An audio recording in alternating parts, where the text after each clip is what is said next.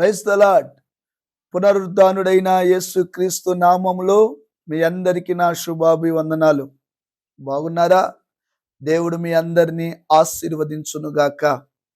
అనుదిన వాత్సల్యత అనునేటి వాక్య ధ్యానాన్ని ధ్యానించుకుందాం రండి. పరిశుద్ధ బైబిల్ గ్రంథములో ఈ పూట వాక్య ధ్యానం హెబ్రీలు రాసిన పత్రిక 13వ అధ్యాయము 5వ వాక్యములో 3వ లైన్ చదవగా విందాం. నిన్ను ఏమాత్రము విడువను, నిన్ను ఎన్నడును ఎడబాయను. ఆమేన్. దేవుని బిడ్లారా, చదవబడిన వాక్య భాగాన్ని విన్నారు కదా. ఇశ్రాయేలీయుల ప్రజలు ఐగుప్తులో నుండి దేవుడు మోషే ద్వారా విడిపించి అక్కడ నుండి వారిని కానానుకు నడిపించాలని ప్రభు ఆశపడ్డాడు.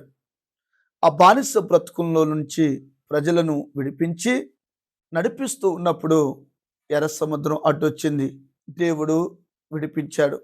మృత సముద్రం అడ్డొచ్చింది, విడిపించాడు. ఆ యోర్దాను అడ్డొచ్చింది, విడిపించాడు. ఎరుకో అడ్డొచ్చింది, విడిపించాడు. దేవుడు తన ప్రజలను ఎన్నెన్నో శ్రమలలో నడిపించుకుంటూ వారిని మాత్రం ఎక్కడ విడిచిపెట్టలేదు.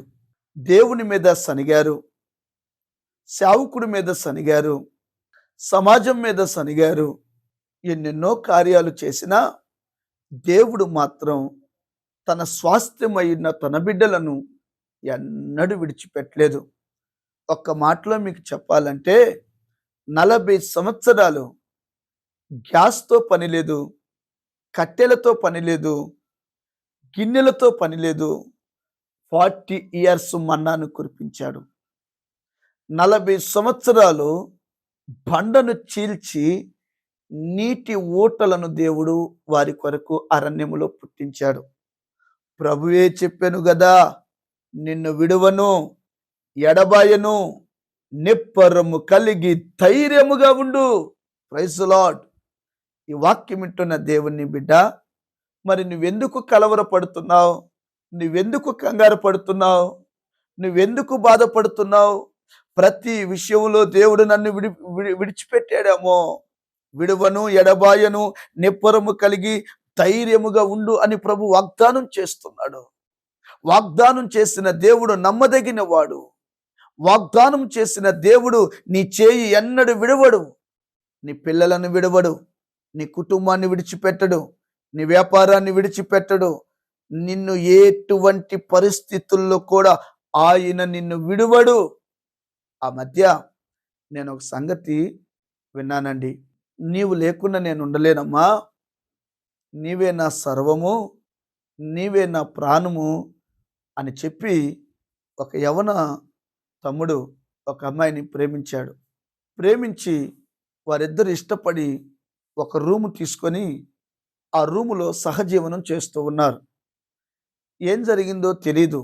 కొన్ని రోజులకు వారిద్దరి మధ్య చిన్న వివాదం ఏర్పడింది. అదేంటో కాదు, 2 సంవత్సరాల నుంచి మనం సహజీవనం చేస్తున్నాం కదా, చుట్టూతో ఉన్న సమాజం ప్రజలు చూస్తే ఇది మంచి పద్ధతి కాదు కదా.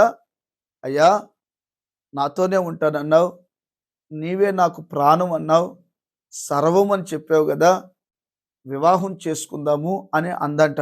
ఆ మాట నచ్చని అతగాడు ఏమనేం చేశాడో తెలుసా?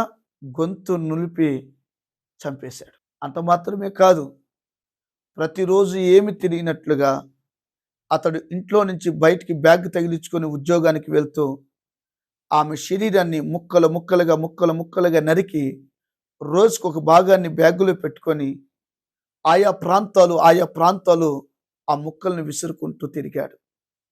చూశారు కదా. ఈ రోజున ఎవరిని నమ్ముతున్నావు? ఏ మాటలు నమ్మి నువ్వు మోసపోతున్నావు? నరాలాడుతున్న నరుడు మాటలు నమ్మి ఇప్పటికే నువ్వెంతో నష్టపోయావు. స్నేహితులను నమ్మి నష్టపోయావు, ప్రేమికుడిని నమ్మి నష్టపోయావు, వారున్న బంధువులు నమ్మి నష్టపోయావు. విడవడు, నన్ను ఎప్పుడు నా బంధువులు ఎడబాయరు అన్నావుగా. అన్నా వాళ్ళే నీ నోట్లో మన్ను పెట్టారుగా, అన్నా వాళ్ళే నీ తల మీద దుమ్మెత్తి పోసారుగా, ఆ మాటలు తట్టుకోలేక కన్నీరు మున్నీరు అయిపోతున్నావుగా, ఈ పగటి వేళ ఈ ఉదయకాలము నా దేవుడు నీతో మాట్లాడుతున్నాడు. ఓ నా చెల్లి, ఓ నా తమ్ముడా, ఓ నా క్రైస్తవ కుటుంబస్తులారా, మీతోనే నా ప్రభు మాట్లాడుతున్నాడు. ఇది దేవుని వాక్యం కదా. నువ్వు నమ్మి విశ్వసించగలిగితే ఆయన నిన్ను విడువడు, ఆయన నిన్నెన్నడూ ఎడబాయను. నిబ్బరము కలిగి ధైర్యం తెచ్చుకొని అడుగులు ముందుకు వేయగలిగితే నా దేవుని వాత్సల్యత తరతరాలు మీ కుటుంబంలో నివాసము చేయునుగాక. దేవుడు ఈ వాగ్దానం మీ కుటుంబంలో నెరవేర్చునుగాక. ఆమేన్. తలలు వంచండి, ప్రార్థన చేసుకుందాం. ప్రేమ స్వరూపి మహాపరిశుద్ధుడు అయిన దేవా, నిన్ను విడువను ఎడబాయను అని చెప్పారు. ఆ మాట ప్రకారం ప్రభు సన్నిధిలో స్థిరముగా నిలిచి బ్రతుకున్నట్లు సహాయం చేయమని యేసు నామాన్ని అడిగి పొంది నాము తండ్రి. Amen. Thank you. God bless you. దేవుడు మిమ్మల్ని ఆశీర్వదించునుగాక. ఆమెన్.